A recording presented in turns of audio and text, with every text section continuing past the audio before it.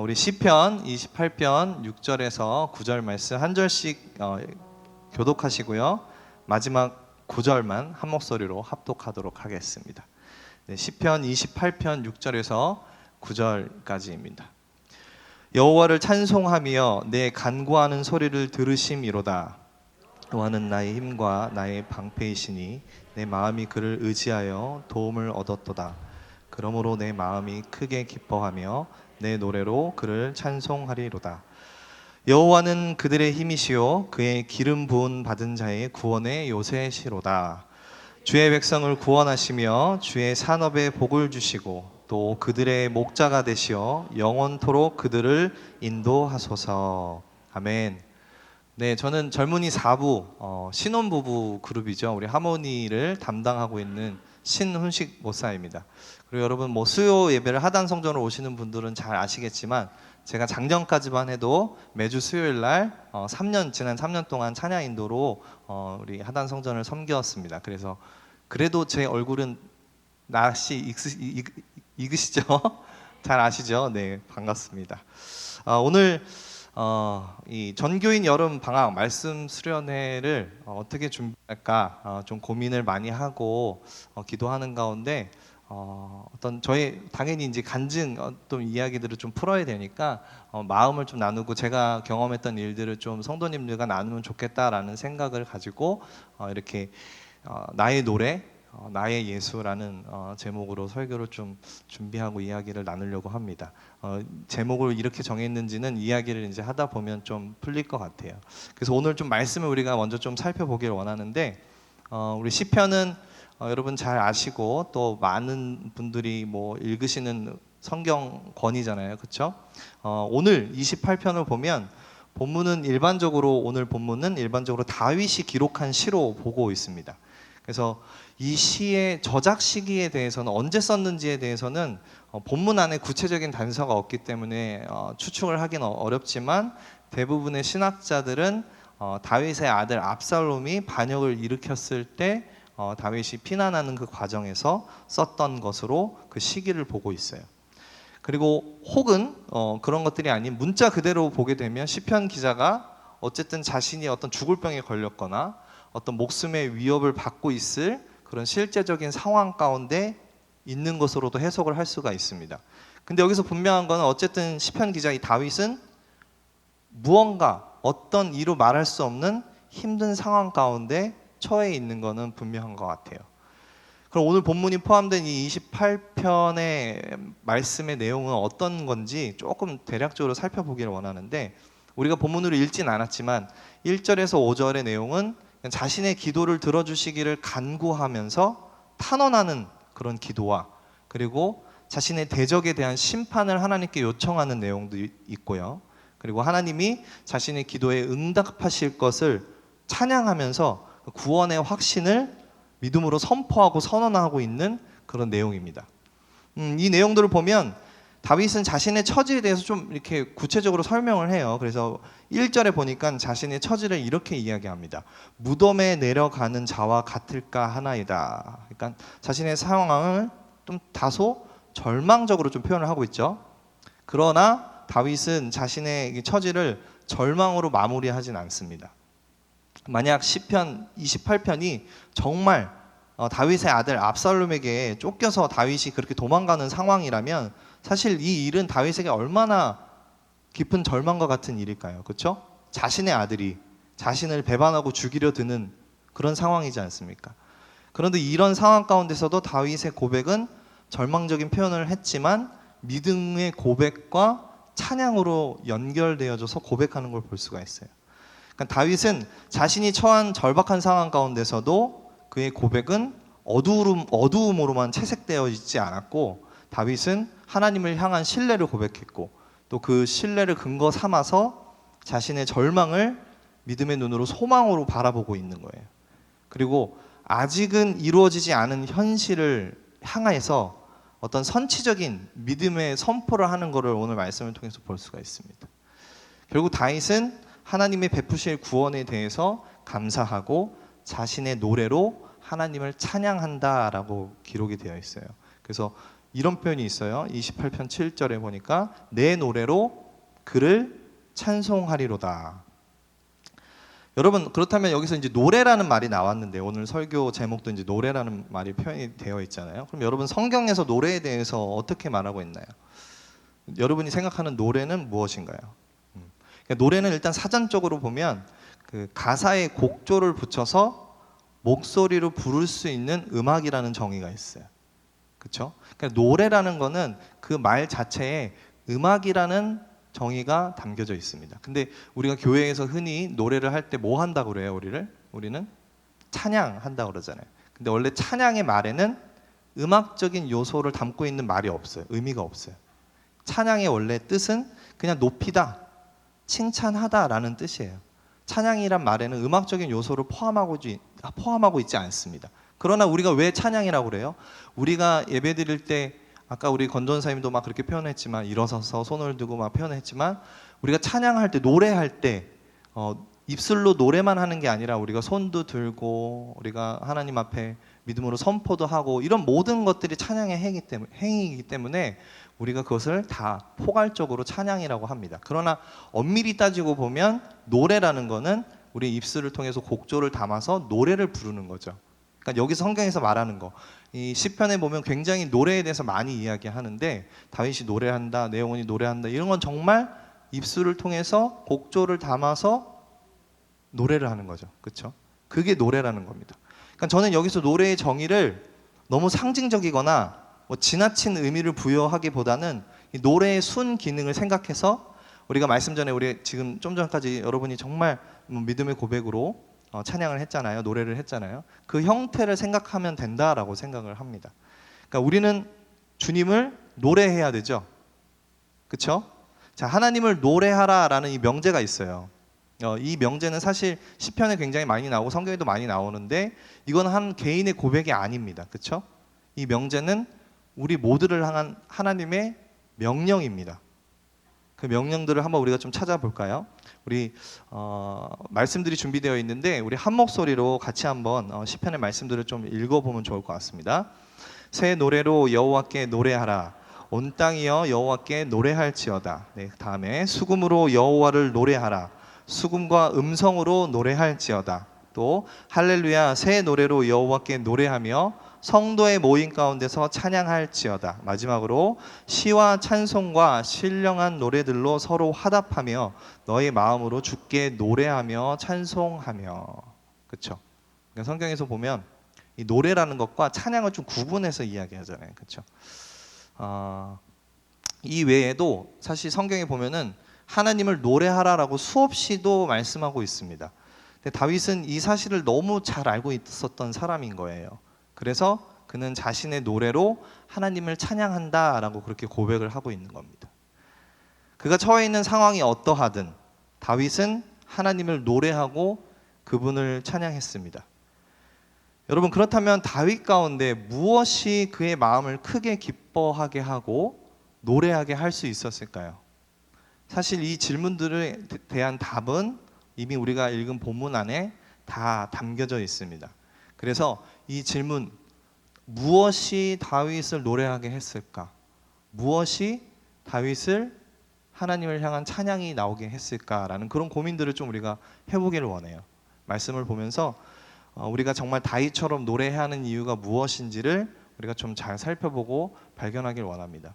사실은 오늘 큰 명제는 우리는 다윗처럼 노래를 해야 된다, 하나님 앞에 찬양을 해야 된다라는 이 명제입니다.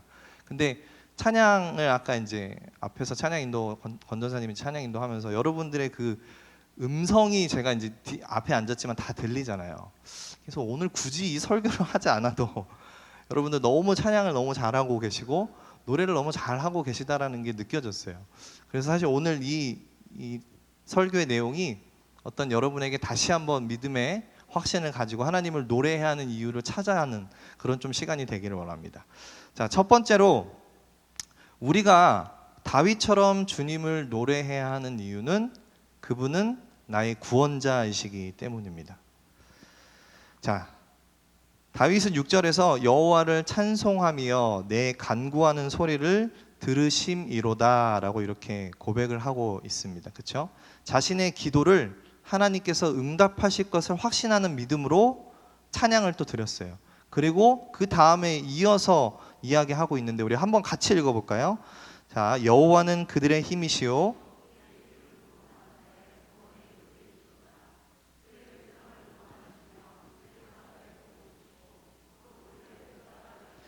영원토록 그들을 인도하소서. 자, 여기서 이제 말씀해 보면은 그들은 하나님의 백성을 이야기합니다. 그리고 기름 부은 받은 자는 구원 되시는 예수 그리스도를 예표하고 있어요. 그러면서 다윗은 백성들의 힘이 되시는 하나님의 구원의 역사를 믿음으로 고백하고 있는 거예요. 그러니까 그들의 목자가 되시어 영원토록 그들을 인도하소서. 이 그들의 목자가 되시어 영원토록 그들을 인도하소서라는 이 표현으로 현실에서 영원의 시각으로 자신의 소망을 고백하고 있는 거예요. 그러니까 이처럼 다윗은 우리의 신앙의 가장 기본적이고 우리 신앙의 가장 기본적이고 본질적인 내용인 우리의 구원자 되시는 하나님, 예수님을 찬양하고 있는 거예요. 결국 다윗의 고백을 통해서 우리가 깨달을 수 있는 주님을 노래하는 이유는 바로 그분이 나의 구원자이시기 때문입니다. 너무 당연한 진리죠. 여러분, 너무 당연한 이유고. 자, 사랑하는 성도 여러분, 여러분은 여러분 자신들을 구원하신 그분은 누구신가요? 네, 예수 그리스도죠. 그렇죠?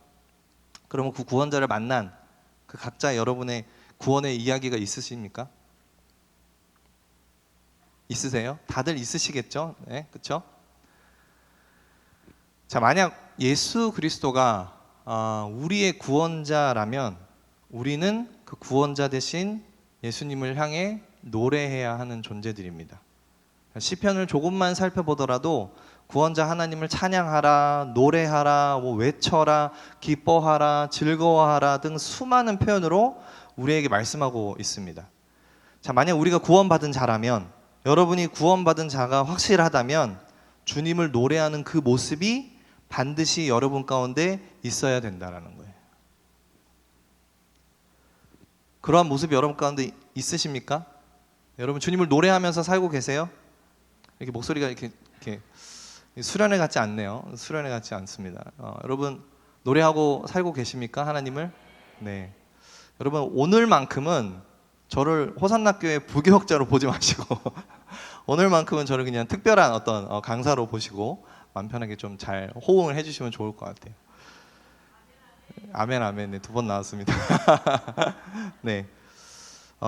제 얘기를 좀 해야 될 것 같아요.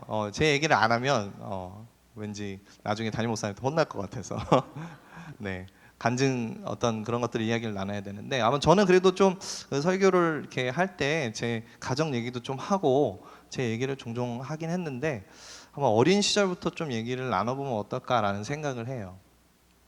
저는 모태신앙은 아닙니다. 근데 돌 이전부터 어머니 등에 업혀서 교회를 다녔다고 해요. 어머니 말로는. 그래서 아주 어려서부터 기억이 안 날 정도서부터 신앙생활을 했어요. 그래서 교회에 대한 굉장히 추억이 많고 나름 어려서부터 열심히 신앙생활을 했었던 것 같아요. 이렇게 뭐 주일 성도도 빠지지 않고 매번 이렇게 예배를 드리고 그렇게 지냈던 것 같습니다. 그러니까 제가 초등학교 때 얼마나 열심히 했냐면 초등학교 때 이런 일이 있었어요.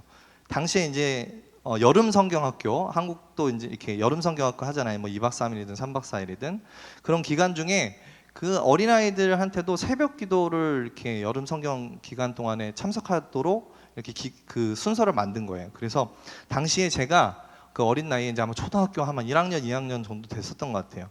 새벽 예배를 가겠다고 저 혼자 새벽에 이제 일어난 거예요.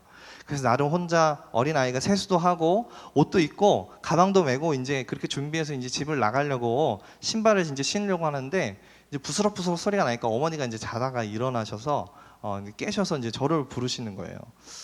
저한테 그러시는 거예요. 훈식아, 너 지금 뭐해? 그러는 거예요. 그래서 엄마, 저 성경학교 새벽기도 가려고요. 이렇게 얘기했어요. 훈식아, 지금 새벽 1시야. 아직 시간 멀었어. 더 자고 새벽에 아침에 일어나면 돼. 그러니까 저는 새벽에 자다가 눈을 떴는데 어리니까 그냥 그 시간이 그 가야 하는 시간인 줄 알고 막 새벽 1시에 시계도 안 보고 막 준비해서 나가려고 했었던 거예요. 그러니까 저는 그렇게 좀 교회를 가는 걸 굉장히 행복해하고 즐거워했던 아이입니다. 그래서 우리 어머니가 이 일이 너무 웃기니까 어머니가 봐도 이거를 이제 당시 그 담당 전도사님한테 얘기를 드렸나 봐요.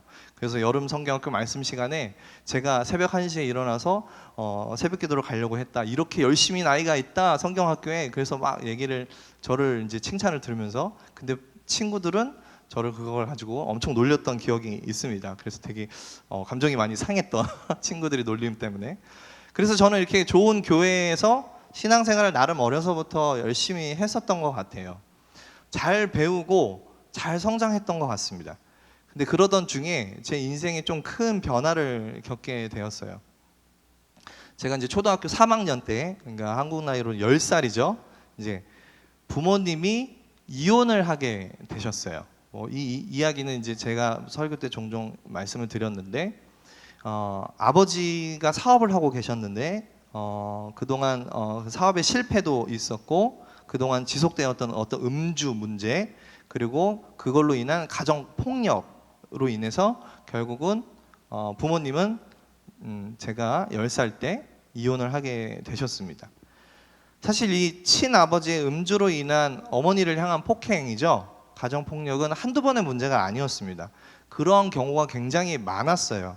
그러니까 제가 어린 시절의 기억들은 이렇게 막 영화 보듯이 쫙 나오는 게 아니라 되게 단편적으로 강렬한 기억들만 남잖아요.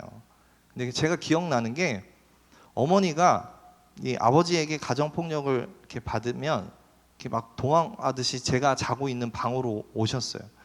근데 저는 그거를 알고 있으면서도, 깨어 있으면서도 무서워서 눈을 꼭 감고 이렇게 모른 척했던 기억이 있어요. 어머니가 이렇게 막 그런 일을 당하는 거를. 굉장히 마음이 안 좋았겠죠. 저도 그 어린 나이지만. 그러던 중에 어느 날 또 아버지가 이제 술을 드시고 어머니께 가정 폭력을 행사한 거죠. 근데 어머니도 또 마침 그 폭력을 피해서 이제 제가 자고 있는 방으로 오셨어요. 근데 또 아버지는 또 쫓아와서 어머니를 이제 폭력을 행사하는 거죠. 근데 그때는 제가 초등학교 3학년 때 무슨 용기인지 그동안은 그냥 모른 채 잠잤던 척했던 아이가 일어나서 아버지의 팔을 잡고 하지 말라고 소리를 치고 아버지를 밀쳤어요. 그래서 아버지 이제 술을 드셨으니까 어린 아이가 밀어도 이렇게 넘어진 거죠. 넘어지고 어머니는 그 틈을 타서 집 밖으로 근처에 이제 자기 형제 집으로 도망을 가셨어요. 그게 친아버지와 살았던 마지막 기억입니다. 힘든 시간이었죠. 지금은 이렇게 편안하게 넘 얘기하듯이 얘기하고 있지만, 네. 그때의 저는 이제 나이가 10살밖에 되지 않았던 어린 아이예요. 그리고 그 어렸기 때문에 당시 저에게 주어진 상황이 이제 내 삶에 어떠한 영향을 주고 그게 나를 어떻게 형성해 갈지를 전혀 알지 못하는 그냥 어린 아이예요. 그렇게 얼마 되지 않아서 집은 아버지가 사업을 하다 실패를 해서 부도가 나서 경매에 넘어가고 한 달 안에 갑작스럽게 이사를 가야 하는 상황이 생겼어요. 근데 이제 친아버지가 부도가 나서 모든 재산을 다 날린 거예요. 어머니에게는 한 푼도 없었고. 이사를 가야 되는데 가야 할 집조차도 구할 수가 없는 그런 상황인 거죠. 그러다가 이제 친척 어른분의 도움으로 간신히 집 근처에 옥탑방 같은, 이제 옥탑방이 뭔지 아시죠? 이렇게 꼭대기층에 이제 한쪽 구석에 이제 옥탑방 같이 그런 방을 구하게 됐어요. 이사 비용도 없어갖고 주변의 도움으로 리어카에다 이제 짐을 실어갖고 옮기게 됐어요. 근데 이것도 제 어린 날에 아주 강렬한 기억인데, 생생한 장면이 있는데, 짐을 나르는 것을 도와주던 이제 동네 대학생 형이 저를 보고 이렇게 물어보는 거예요. 제가 되게 해맑게 막 신나해하니까 훈 씨가 이사 가니까 좋아? 이제 저희가 살던 그 바로 아랫집에 살던 그 형이었는데, 저는 그냥 어린 나이에 리어카에 올라타서 그냥 이렇게 가는 상황이 재밌었던 거예요. 그 10살짜리 아이가. 그 형 좋아요. 이사 가는 거 좋아요. 이렇게 막 얘기를 했어요. 그러니까 그러자 그 형의 얼굴이 굉장히 슬퍼 보였고 저를 이렇게 막 이렇게 토닥여 줬던 그런 기억이 아주 생생하게 남아 있어요. 그러니까 제가 어른이 돼서야 그때 그 장면을 생각해보고 생각을 해보니까 그 형의 마음을 알 것 같아요.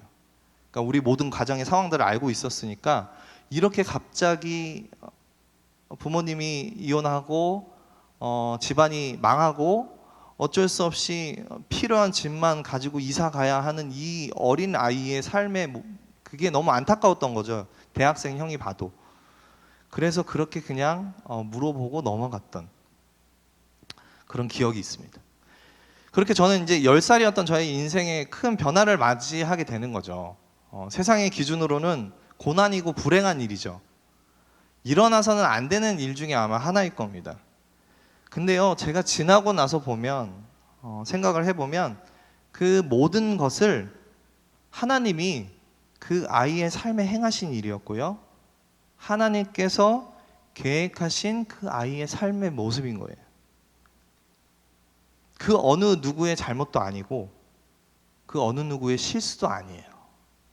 이건 온전히 하나님의 계획하심이라고 저는 지금 믿고 있습니다. 여러분, 다윗도 동일한 마음이지 않았을까요?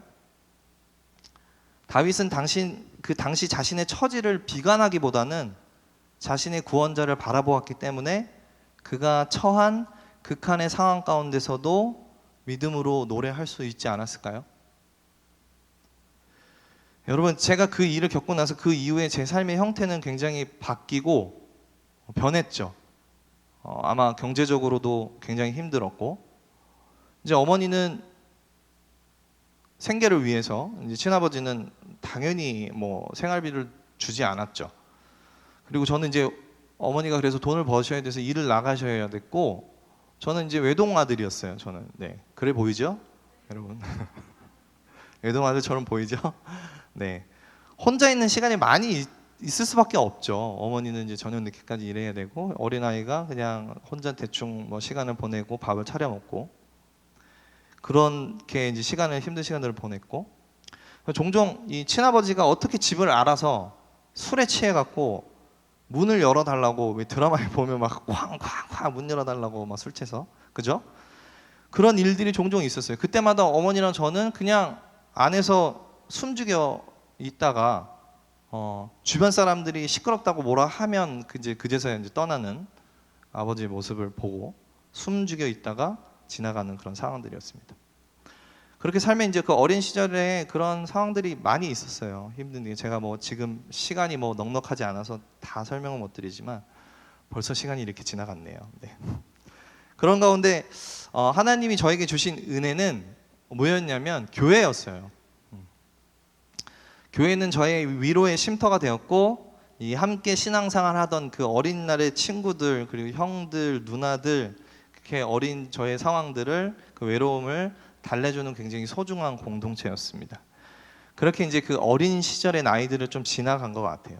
그러던 중에 제가 중학교 2학년 때 이제 세례를 이제 받게 됐는데, 이 세례를 받기 전에 이제 몇 주간 세례 교육이 진행이 되잖아요. 그래서 세례 교육을 통해서 이 구원에 대한 인지적인 깨달음이 있었고, 그것들을 통해서 믿음을 갖게 됐던 것 같아요. 그래서 그때 받은 말씀이 에베소서 2장 8절 말씀인데, 너희는 그 은혜에 의하여 믿음으로 말미암아 구원을 받았으니 이것은 너희에게서 난 것이 아니요 하나님의 선물이라. 저는 이 말씀을 통해서 제가 구원받은 자라는 그 사실을 확신하게 됐습니다. 그러니까 아주 어려서부터 신앙생활을 했으니까 구원이 뭔지, 믿음이 뭔지, 예수 그리스도가 어떠한 일을 행하셨는지 다 알 거 아니에요. 어린 아이들도.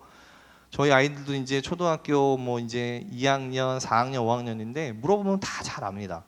그러니까 저 어려서부터 들었던 그 구원에 대한 부분들, 믿음이라는 것이 어떻게 나에게 도달하게 되었는지를 알게 되었고, 정확하게 배우고 깨닫고 믿게 되는 사건으로 그 세례의 시간이 저에게 다가왔어요. 그래서 저는 교회를 열심히 다니면서 그 이후부터 신앙생활을 했죠. 근데 점차 학년이 올라가니까요.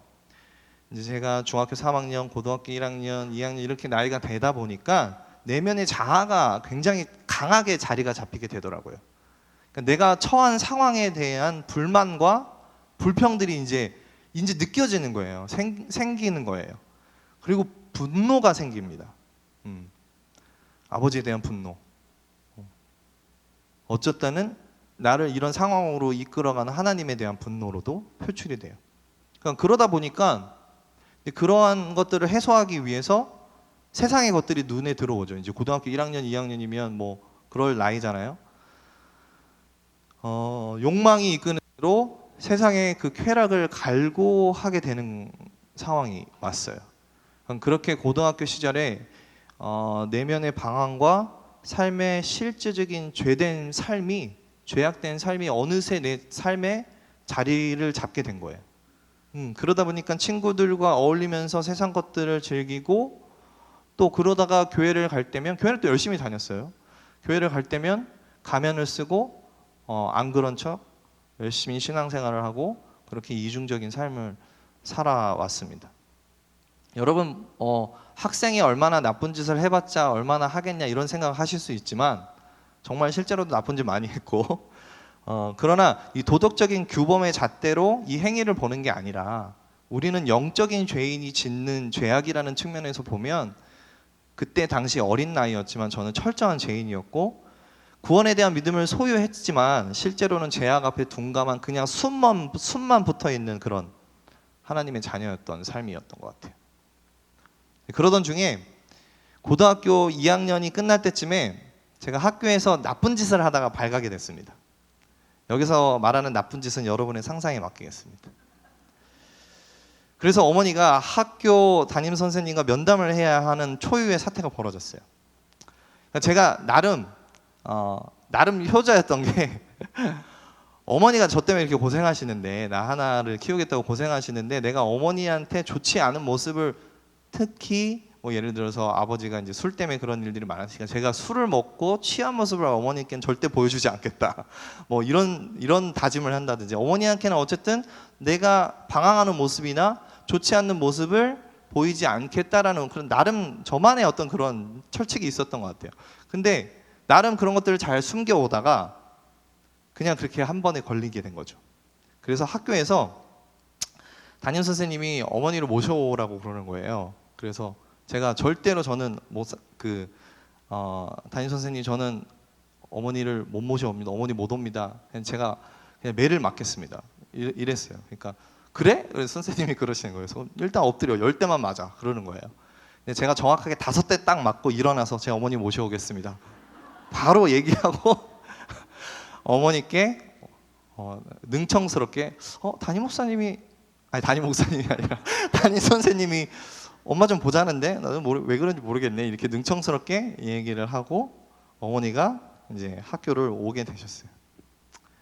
근데 이제 그날이 이제 금요일이었어요. 근데 어머니가 그 학교를 다녀오셨는데 아무런 말씀을 안 하시는 거예요. 이제 뭐라 할 줄 알았는데 저한테 너 왜 그랬냐, 네가 그럴 수 있냐부터 시작해서 잔소리를 할 줄 알았는데, 저희 어머니가 잔소리가 되게 많거든요. 그래서 근데 그날은 아무 말도 안 하시는 거예요. 더 불안하죠. 네. 그날 근데 금요일이어서 금요철야를 이제 제가 뭐 이렇게 말썽꾸러기여도 뭐 예배에도 뭐 이렇게 악기로도 연주하고 섬기고 막 그랬던 시절이라 예배를 또 드려요. 가서 드리고 이제 나중에 이제 다 끝나면 저희도 뭐 이렇게 기도하는 시간 따로 있잖아요. 그래서 금요철에 기도하는 시간에 이제 제가 뒤쪽에 앉아서 기도가 나오겠습니까? 마음이 불안해서. 그래서 이렇게 기다리고 있는데 이제 시간이 돼서 이제 어머니는 저 앞쪽에서 이제 기도를 하고 계셨고, 그래서 어머니 뒤에 앉아서 이렇게 어머니한테 이제 집에 가자고, 늦었으니까 집에 가자고 이제 하려고 어머니 뒤에 앉았어요. 근데 그때 들리는 소리가 어머니가 울면서 기도를 하는 소리가 들리더라고요. 울면서 제가 정확하게는 기억 안 나지만 이런 내용이었어요. 하나님, 불쌍한 혼식이를 붙들어 주세요. 저 영혼을 불쌍히 여겨주세요. 하나님, 불쌍히 여겨주세요. 막 통곡을 하시면서 울면서 저를 위해 기도를 하시는 거예요. 근데 그거를 딱 듣는데 제 무언가 쾅 하고 맞는 느낌이었어요. 그리고 제가 마음이 그런 게 없었는데 굉장히 먹먹해지고 답답함이 생기더라고요. 그러다가 제 마음이 되게 뜨거워지고, 그러니 제가 기도를 하지 않을 수가 없더라고요. 그래서 하나님께 무슨 기도를 해야 되는지는 알죠. 그렇게 교회를 오래 다니고 배웠으니 하나님 앞에 기도하기 시작했어요. 저의 죄를 하나님 용서해 주세요. 그렇게 나의 연약한 부분들 하나님 앞에 맡겨드리고 기도하면서 부르짖는 시간을 가지게 됐어요. 정말 눈물 콧물 쏙 빼면서 기도했던 것 같아요. 그러니까 제가 통곡을 하면서 막 울면서 소리치면서 기도를 하기 시작하니까 교역자, 그때 당시 전도사님이 오셔서 저를 붙잡아 주시고 안아 주시고 기도하시는 거예요. 그리고 그뿐만 아니라 그 공간에 있던 모든 권사님들, 집사님들이 저를 위해서 기도해 주는 놀라운 시간을 제가 경험을 했습니다. 그렇게 저는 하나님의 어떤 뜨거운 역사를 경험했던 것 같아요. 기도회가 끝나고 권사님들, 집사님들이 오셔서 안아주시고 우리 훈씨가 하나님의 은혜를 입었구나, 하나님을 만났구나 격려해 주시고 그 따뜻한 말을 해줬던 그 날이 저는 아직도 잊지 못합니다. 그렇게 저는 다시금 죄에 대해서 깨닫게 되고 내 삶을 회개하고 주 앞에 나아가게 되는 시간을 가졌습니다. 그러니까 하나님의 사랑을 다시 경험하게 된 거죠. 그러나 여전히도 죄된 삶에 대한 갈등과 실패는 계속 이어졌어요. 그러나 변화된 것이 하나 있다면 제 삶의 예배와 기도가 좀 회복이 되기 시작하더라고요. 제가 그날 이후로 새벽 기도를 매일 나가게 되었어요. 한 몇 개월 동안 매일 나가면서 하나님 앞에 기도했던 시간이 있고, 그리고 그 시간으로도 뭐가 성이 안 차서 매일 저녁 친한 형이랑 교회에 가서 2-3시간씩 같이 기도하고 찬양하고 이런 시간들을 가졌습니다. 그리고 시간이 날 때면 낮이든 밤이든 교회를 가서 제가 이제 기타를 칠 줄 알아서 기타를 치면서 찬양 악보집을 처음부터 끝까지 넘기면서 아는 찬양은 다 불렀어요. 그렇게 몇 시간을 하나님을 찬양하고 노래하고 기도하는 시간들을 가졌습니다.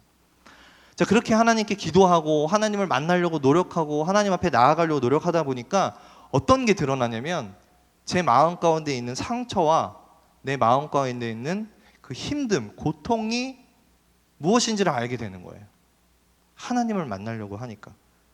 가정 환경, 굉장히 낮은 자존감, 그로 인해서 사랑에 대한 결핍, 애정 결핍 등 내 안에 수많은 아픔과 고통들이 드러나는 거예요. 그런 가운데 저는 기도하고 하나님 앞에 찬양하고 노래하는 일만 할 수밖에 없었던 것 같아요. 그렇게 찬양을 통해서 하나님은 제 마음을 굉장히 많은 시간 동안 위로해 주셨고 참 많이 울었던 시간들입니다. 그렇게 하나님께 노래하는 시간을 통해서 하나님이 찬양 가사를 통해서 말씀해 주시고 그 노래를 통해서 위로해 주시는 시간들을 제가 경험을 했어요. 저는 그렇게 노래하고 기도하면서 나아갈 때 제 마음에 너무나 평안함을 느꼈고 구원의 기쁨을 다시금 회복하게 되는 놀라운 시간을 가졌습니다.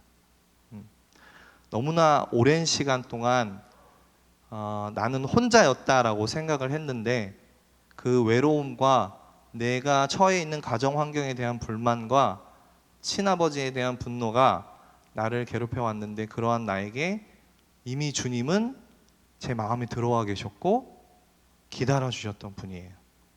그리고 나보다 앞서 먼저 나를 찾아와 주셨고 그리고 그 자비하심을 그 시간들을 통해서 나타내 주셨습니다.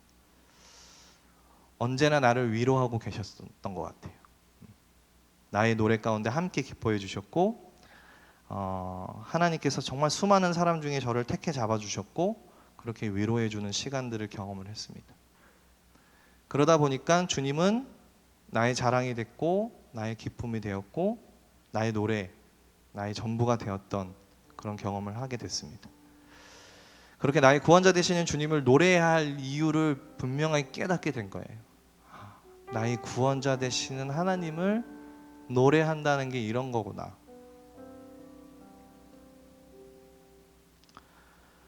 그 시절에 제가 정말 그 어린 나이에 이제 뭐 18, 19살 정도 됐던 그 아이가 학생이 불렀던 수줍은 노래가 있습니다.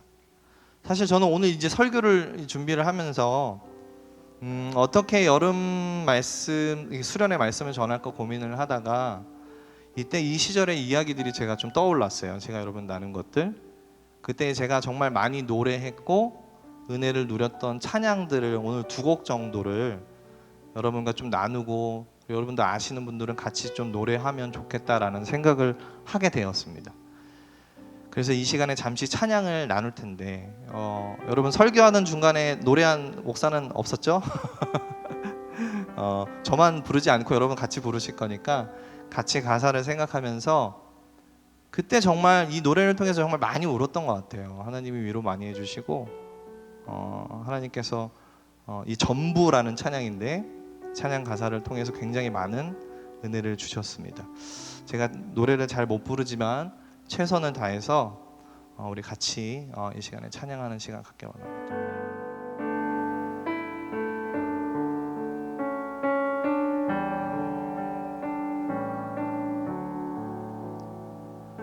내 감은 눈 안에 이미 들어와 계신 예수님, 나보다 앞서 나를 찾아주시네.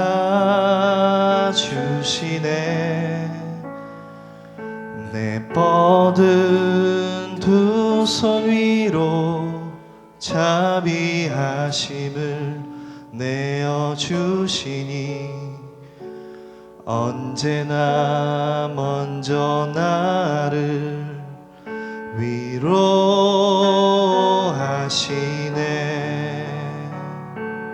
다시 한번 내 감은 눈 안에, 내 감은 눈 안에 이미 들어와 계신 예수님, 나보다 앞서 나를 찾아주시네. 내 뻗은 두 손 위로 자비하심을 내어주시니, 언제나 먼저 나를 위로하시네.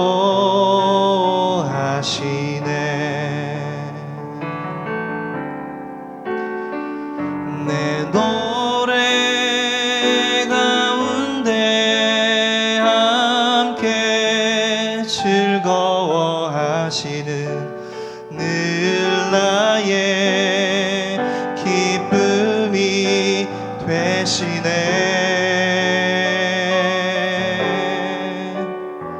수많은 사람 중에 나를 택해 잡으시고 눈물 거두어 빗살 가루 채우시니,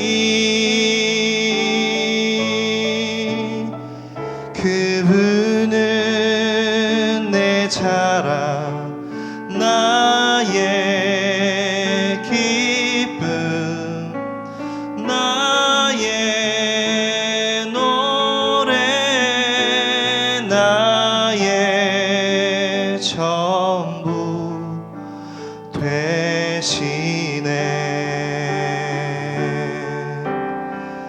내 노래 가운데 함께 즐거워하시는 늘 나의 기쁨이 되시네.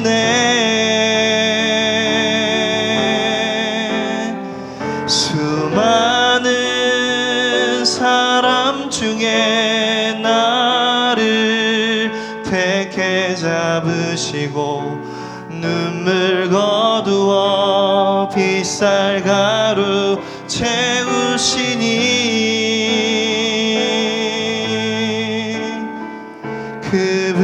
그분은 내 자랑, 나의 기쁨, 나의 노래, 나의 전부 되시네.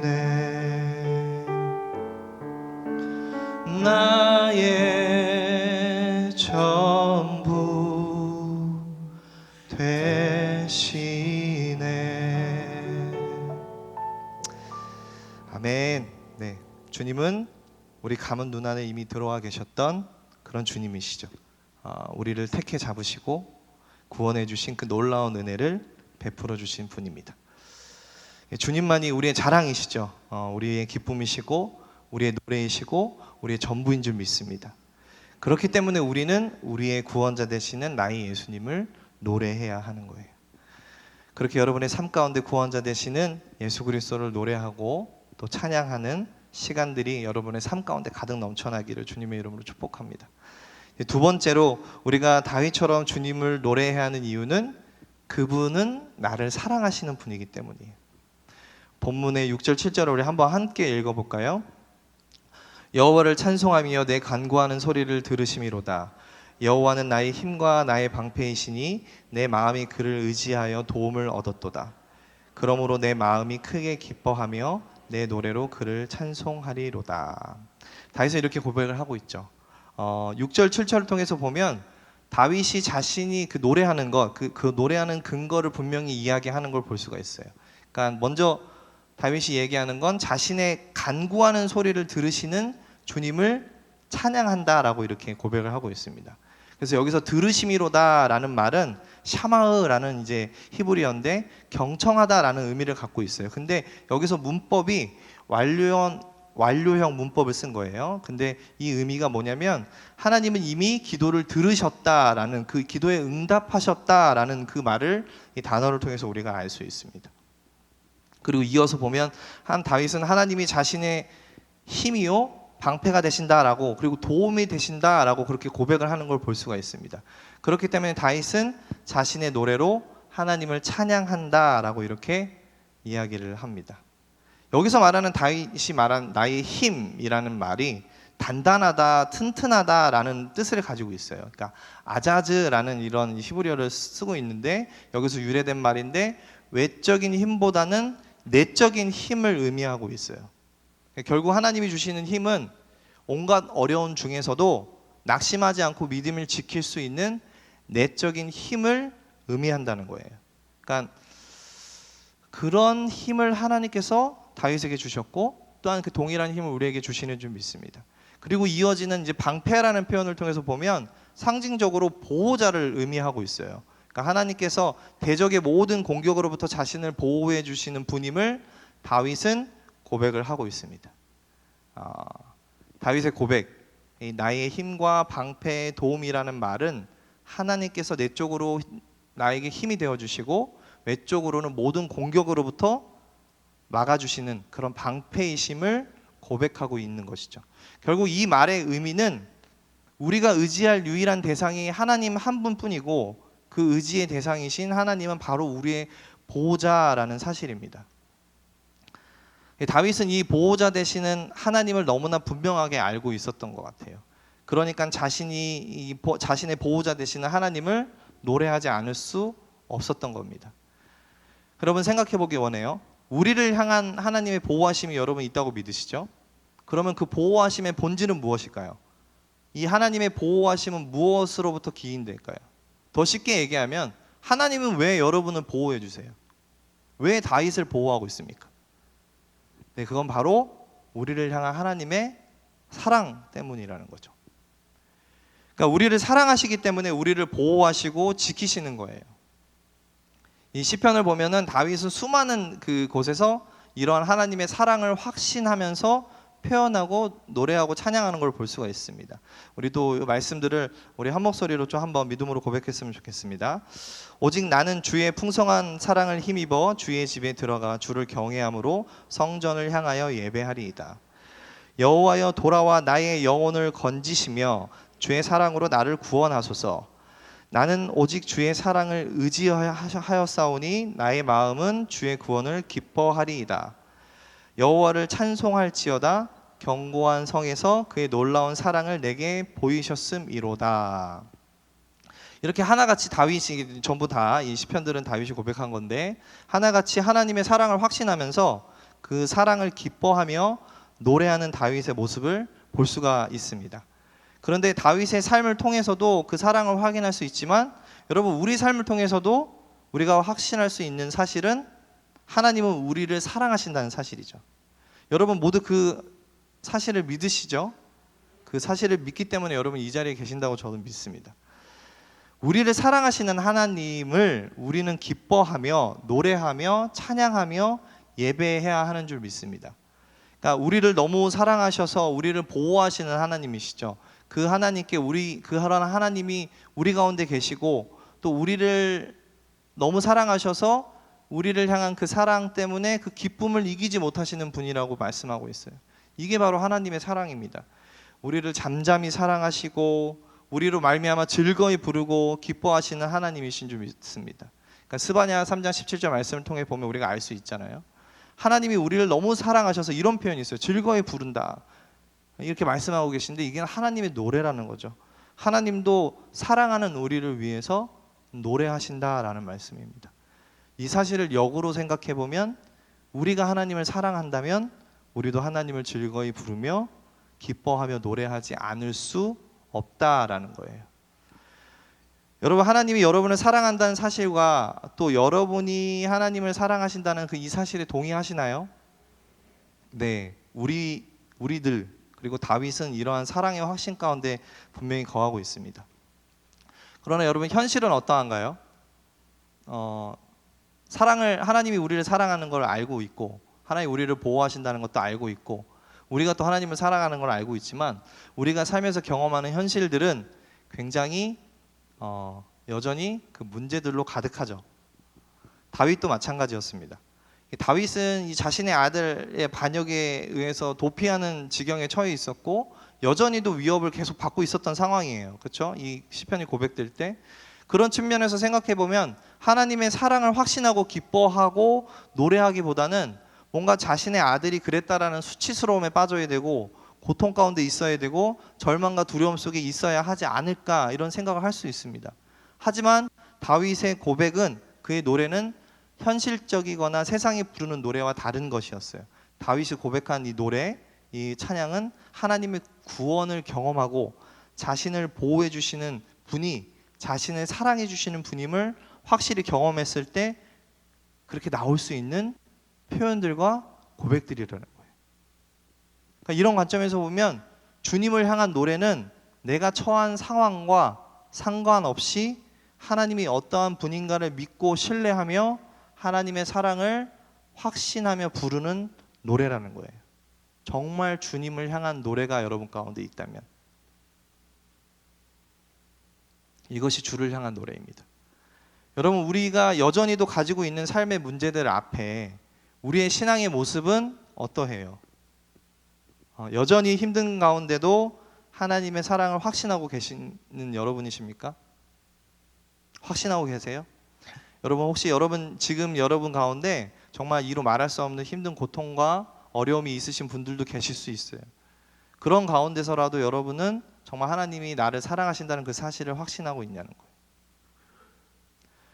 제가 고등학교 2학년 때 아까 말씀드렸던 그런 시간들을 가졌잖아요. 어머니의 기도와 또 하나님의 은혜로 제가 변화를 경험했습니다. 그러나 현실은 사실 하나도 변한 게 없어요. 제가 기억나는 그 느낌이 고등학교 2학년 때 그렇게 은혜 받고 저녁에 밤에 이제 가서 몇 시간씩 기도하면 마음이 너무 좋고 너무 평안하고 행복했어요. 근데 교회 문 밖을 나가면 여전히 그대로인 세상, 여전히 내 앞에 나타나는 현실은 아무것도 변한 게 없어요. 삶의 환경들도 그대로 있었고요. 엮이는 가정, 이혼한 가정이라는 그런 꼬리표도 여전히 있었고 아버지 없이 자란 아이, 또 여전히도 나를 괴롭히는 내 죄악된 습관들, 내 주변의 많은 유혹거리들, 맨날 넘어지고 쓰러지는 나의 모습들, 이 하나님이 주시는 그 은혜와 내가 경험하는 것들이 너무 다른 온도차로 다가온 거죠. 사랑이라는 개념으로 제 성장기를 생각해 보면 저는 어린 시절부터 청소년 시절까지 아버지란 있어야 될 존재죠. 그 존재의 부재로 그 사랑을 받지 못함을 경험하면서 성장을 한 거죠. 물론 이제 저를 너무나 사랑하시는 어머니의 사랑을 받았죠. 그러나 아버지란 존재의 그 부재로 인한 채워지지 않는 그 사랑의 자리는 분명히 존재했던 것 같습니다.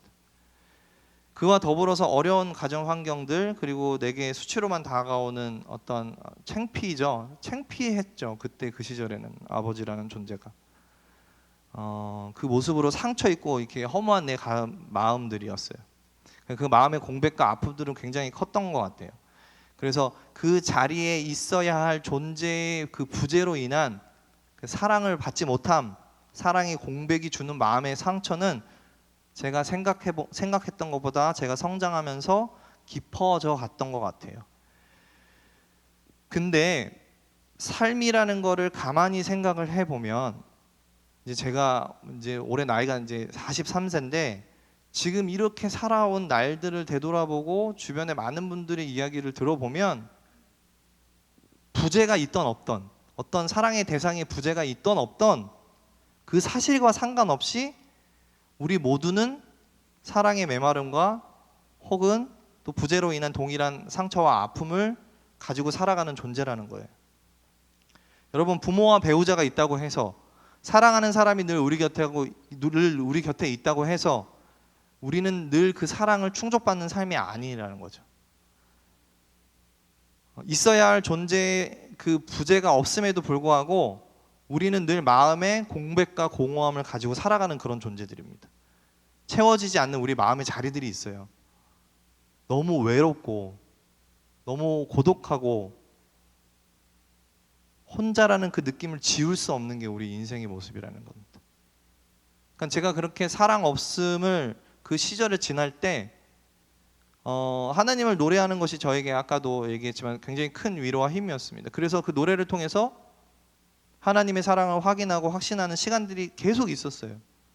어쩌면 제가 이제 찬양 사역으로 이제 헌신하게 된 것도 이런 시간들을 통해서 받은 은혜가 있었기 때문이라고 생각합니다. 그냥 하나님을 노래하는 것이 나에게 너무나 큰 은혜였고 위로였고 감사였고 기쁨이었고, 그런 시간들이 저에게 정말 큰 은혜가 됐어요. 그래서 찬양 사역을 해야겠다는 결심도 어떻게 보면 저에게 너무나 당연한 결과였던 겁니다. 하나님을 그 노래하는 그 시간이 저에게는 저의 외로움과 연약함과 공허함과 그런 나의 어떤 죄악된 부분들이 회복되고 치유받고 위로받는 시간들로 채워졌던 것 같아요. 그래서 굉장히 많은 시간을 주님을 노래했던 것 같습니다. 그 시절에 그런 노래들이 저에게 없었다면 이런 생각까지 하는 거예요. 그 시절에 그렇게 하나님을 찬양하는 시간이 없었다면 하나님이 나를 사랑하는 것을 내가 과연 어떻게 확인할 수 있었을까라는 생각이 들 정도로 그렇게 저에게는 노래하는 시간이 너무나 소중한 시간이었습니다. 찬양을 그렇게 부르고 하나님 앞에 노래하는 시간을 통해서 굉장히 많은 하나님의 마음을 깨닫는 시간이었습니다. 그때 제가 참 많이 불렀고 많은 사랑과 위로를 받았던 찬양이 또 있어요. 굉장히 많았겠죠. 가사대로 여러분 너무 잘 아는 찬양입니다. 힘들고 지쳐 낭망하고 넘어져 일어날 힘이 전혀 없을 때에도 나에게 조용히 다가와 손 잡아주셨던 주님. 내 자신과 상황에 실망하며 나의 연약함의 고통 속에 눈물을 흘릴 때에도 나의 눈물을 닦아주셨던 주님. 너는 내 아들이라. 저는 이 너는 내 아들이라라는 이 표현이 아버지가 없이 성장해야 되는 그 시절에 정말 아버지 되신 나의 주님이 나를 향해서 아들이다, 너는 내 아들이다 라는 그렇게 고백하는 그 모습, 그 느낌을 하나님이 너무 강렬하게 주셨던 것 같아요. 그 내가 너를 낳았다, 너는 내 아들이다, 너는 변함없는 나의 사랑하는 아들이라고 저에게 그렇게 하나님께서 그 노래를 통해서 사랑의 고백을 하셨던 그런 시간들이 있습니다. 이 찬양의 가사가 우리 모두를 향한 하나님의 사랑의 고백이고 주님을 향한 우리의 믿음의 고백인 줄 믿습니다. 이제 설교 중에 이 찬양 하나 하고 또 마무리하면서 말씀을 마치려고 합니다. 여러분 너무 잘 아시는 찬양이죠. 힘들고 지쳐. 같이 한번 찬양해 보겠습니다.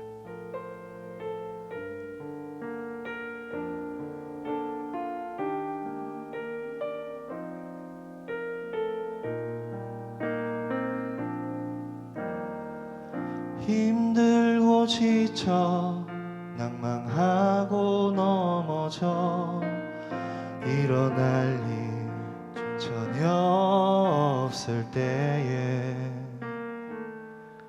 조용히 다가와 손잡아 주시며 나에게 말씀하시네. 나에게 실망하며 내 자신 연약해 고통 속에 눈물 흘릴 때에 못자국 난 그 손길 눈물 닦아주시며 나에게 말씀하시네.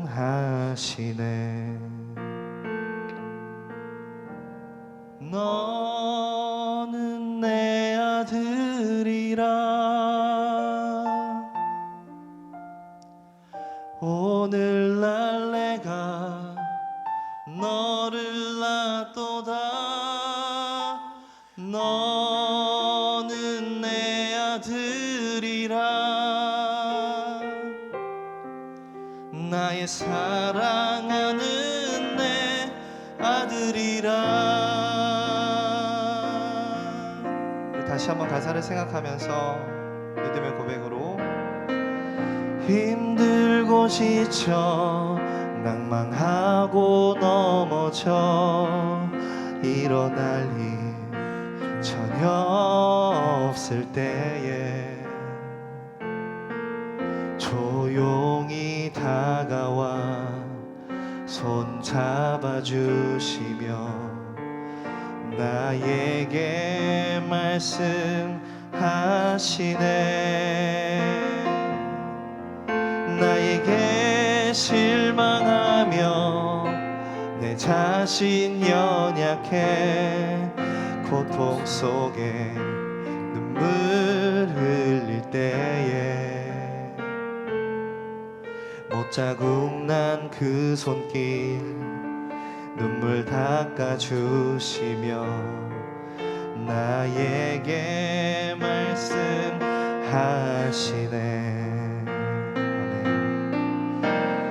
너는 내 아들이라 오늘날 내가 너를 낳도다.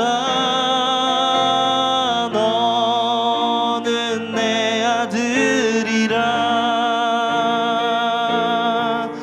나의 사랑하는 내 아들이라. 언제나 변함없이 너는 내 아들이라. 나의 십자가 고통 해산의 그 고통으로 내가 너를 낳았으니 너는 내 아들이라. 오늘날 내가 너를 낳도다. 너는 내 아들이라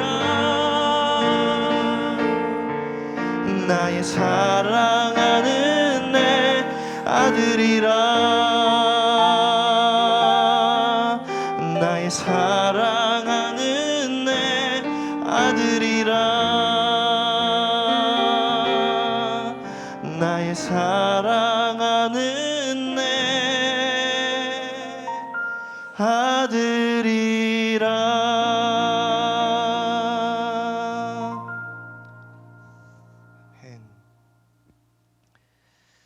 여러분, 이 가사처럼 하나님의 사랑은 우리가 상처 있고 낭망하고 연약한 가운데 그런 마음들을 하나님의 사랑으로 채워가십니다.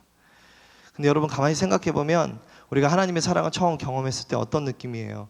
우리의 마음의 빈자리를 채워가는 느낌을 경험하잖아요, 그렇죠? 그러나 우리가 하나님의 사랑을 경험하고 경험할수록 하나님의 사랑이 우리의 마음의 빈자리를 채워가는 게 아니라 우리의 마음의 전부를 채워가는 하나님임을 우리가 경험하게 됩니다. 우리가 주님을 노래하는 이유가 너무나 많을 거예요. 성경에도 많이 나오고, 그 중에 분명한 한 가지 사실은 하나님이 나를 사랑하시기 때문에 우리는 주님을 노래해야 합니다. 하나님의 사랑을 노래하고 우리는 찬양해야 되는 존재들입니다. 오늘 시편 28편을 말씀을 통해서 우리가 주님을 노래하는 이유에 대해서 두 가지로 살펴봤어요. 첫 번째는 그분은 나의 구원자이시기 때문입니다. 두 번째는 그분은 나를 사랑하는 분이기 때문입니다. 여러분 삶을 통해서 주님을 노래하길 원하십니까? 여러분들 신앙생활 하시면서 수많은 찬양 시간을 통해서 주님을 노래하신 줄 믿어요. 그렇게 우리는 계속해서 주님을 노래해야 되고, 우리 삶을 통해서 우리가 받은 은혜들을 통해서 주님을 노래하며 나아가야 될 줄 믿습니다. 근데 가만히 생각해 보니까 노래라는 것은 우리가 하나님 앞에 드리는 시간이지만 사실은 그 시간을 통해서 우리는 하나님이 주시는 놀라운 은혜를 경험하고 있습니다. 그래서 노래는 하나님이 주신 우리의 놀라운 선물이라는 거 저는 믿습니다. 우리가 주님을 노래할 때 진심으로 들어주시는 분이 한 분 계세요. 우리의 노래를 들어주시는 그 한 분이 우리를 향해 노래를 들으시면서 이렇게 이야기하실 겁니다. 괜찮아, 내 아들, 날 사랑하는 아들아 딸아, 괜찮아, 잘하고 있어. 너의 어떠함과 상관없이 너는 언제나 변함없이 나의 사랑하는 자녀란다. 하나님의 구원과 사랑을 우리가 다시금 확인하는 시간이 바로 주님을 노래하는 시간입니다. 그저 교회에 와서 찬송하는 시간이니까, 노래하는 시간이니까 그냥 앞에 나오는 가사를 따라 마음에도 없는 소리를 하나님 앞에 노래하는 것이 아니라, 그런 찬양하는 시간, 노래하는 시간을 통해서 우리의 마음을 정말 주님 앞에 드리고 그 가사 하나하나를 여러분의 마음을 담아서 여러분의 신앙으로 노래하는 그런 여러분이 되기를 주님의 이름으로 축복합니다. 이 시간에 시간이 생각보다 많이 갔어요. 그래서 우리 하나님이시여라는 찬양 우리 같이 한번 드리시고, 우리 오늘 또 우리가 기도해야 될 제목들을 가지고 함께 좀 기도하는 시간 갖겠습니다.